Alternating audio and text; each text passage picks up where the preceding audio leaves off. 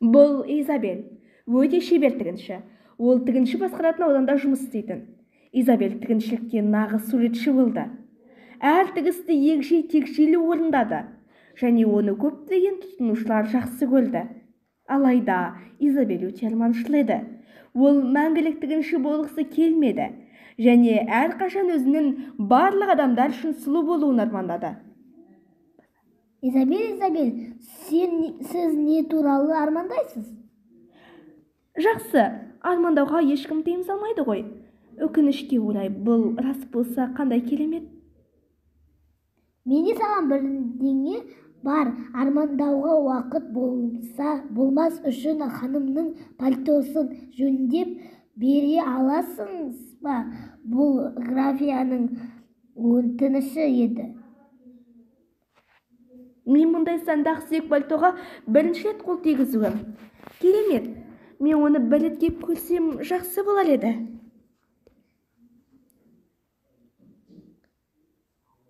Бірақ мен осында жұмыс істей берсем, мен кәдімгі тігінші болып қала беремін. Әлде Астанаға барып, көзімді ашу үшін пальтоны ұрлап графиня болып көрінейін бе? Бұл жақсы естіледі.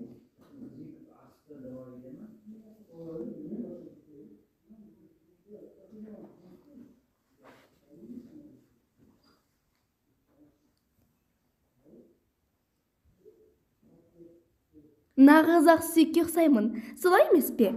Егер Астанаға барсам, сонда қарапайым халық менің кім екенімді білмейді. Бәрі шын ақсүйектерге қарсы алып бас иеді.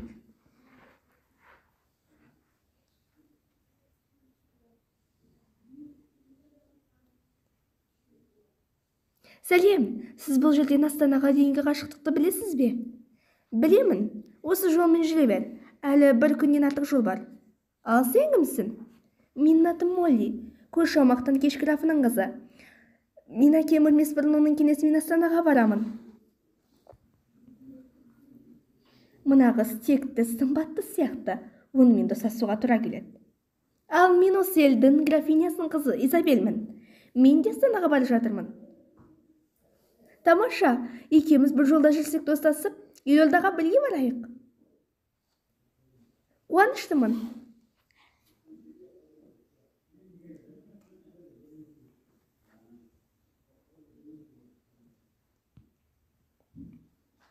Көзімді ашу үшін елордаға шытырман оқиға үшін келдім.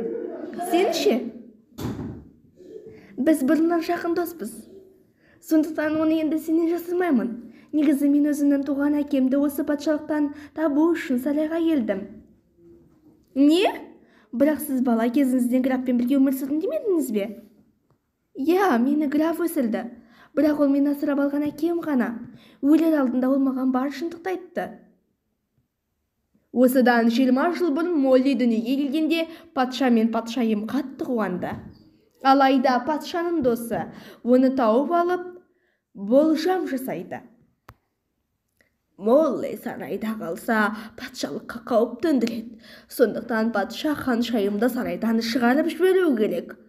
Молли ересек болғанша ол осында оралуы мүмкін.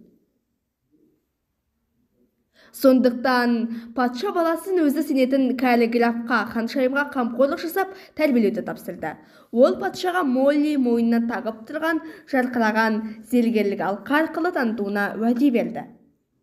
Олай болса, мен есейгенше асырап алған әкемнің тәрбиесінде болдым. Өкінішке орай ол көп ұзамай қайтыс болды және маған бәрін айтты. Демек, Молли қаңғыбас ханшайым. Оның қазіргі түрін өлім санынан басқа ешкім білмейді. Егер мен бұл алқаны ұрлап кетсем, мен арманымдағыдай Молли ханшайым болып көрініп сарайға бара аламын.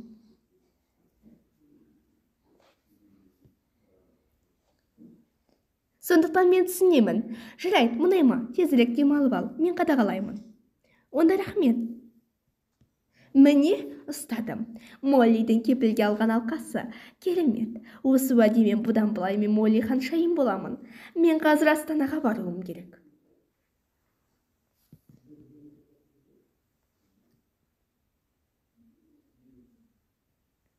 Жақсы ұйықтадым. Ей, менің інжу алқам қайда? Изабель кетіп қалған. Ол менің алқамды ұрлап кеткен болу керек. Ол менің ата-анамды азғыру үшін мені жабайы қызға айналдырғысы келеді ме? Мен оны дереу тоқтатуым керек.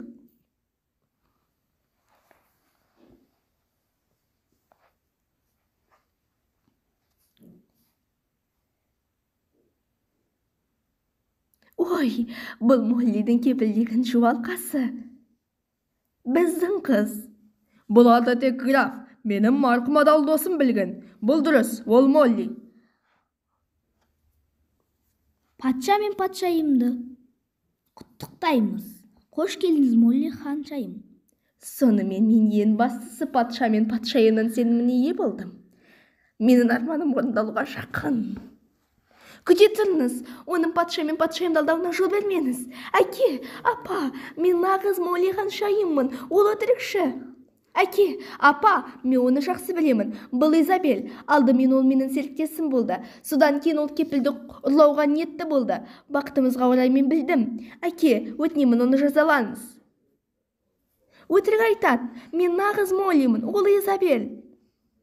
Бұл қалай жалған болуы мүмкін? Молли бұл жерге кепілмен келді, және тек менің досым графтың ғана айтқанын айтты. Ол да ханшайымның қамқор әкесі. Жоқ, әке, дұрыс емес. Мен Моллимін. Ол мен айтқан оқиғаны естіді. Содан кейін ханшайымға ұқсап кепілді ұрлады. Жеткілікті!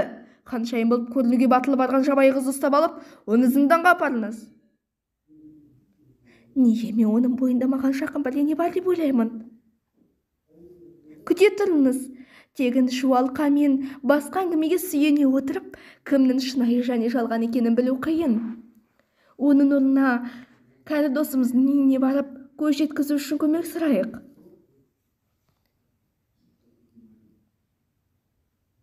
Жақсы. Егер солай болса, онда екеуін Молли ханшайыммен басқалайық. Нағыз ханшайымның кім екенін анықтау үшін біз келесіңдер. Енді не істеуім керек? Молли не білет, мен де білемін. Анау достары құдай емес, нағыз ханшайымның қандай екенін ажырата алмайды. Қорқатын ештеңе жоқ. Ең бастысы патша жұмыста менің жағымда.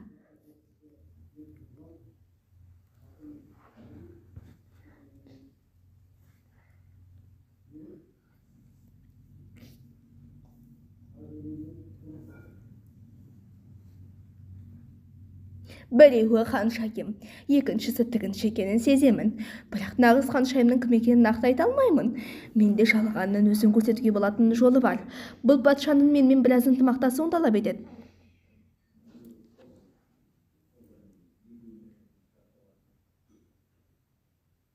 Мен дайынмын.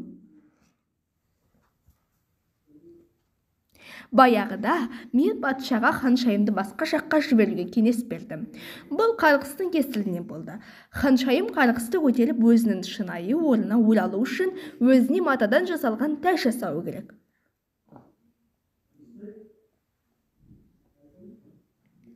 Дұрыс. Сондықтан мен ханшайым Моллиге қажетті өнер тігу дағдысына үйретуін өтіндім. Графқа жібердім.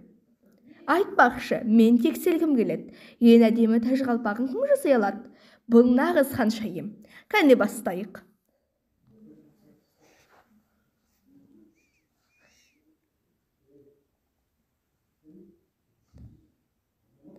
Мұндай болады деп күтпеп едім. Құдай маған да көмектесті.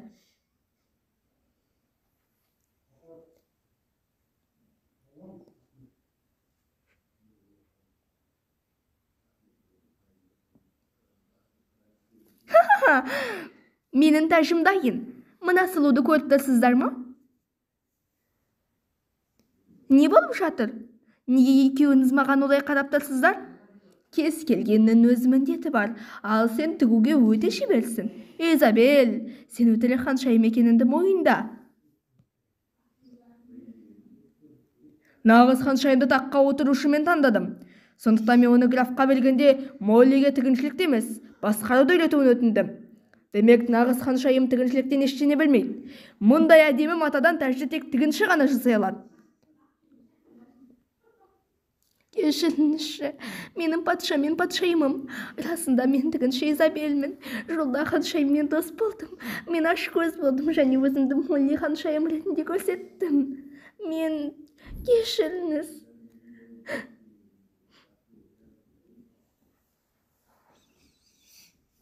Молли, кешір, мен сені танымай қалдым.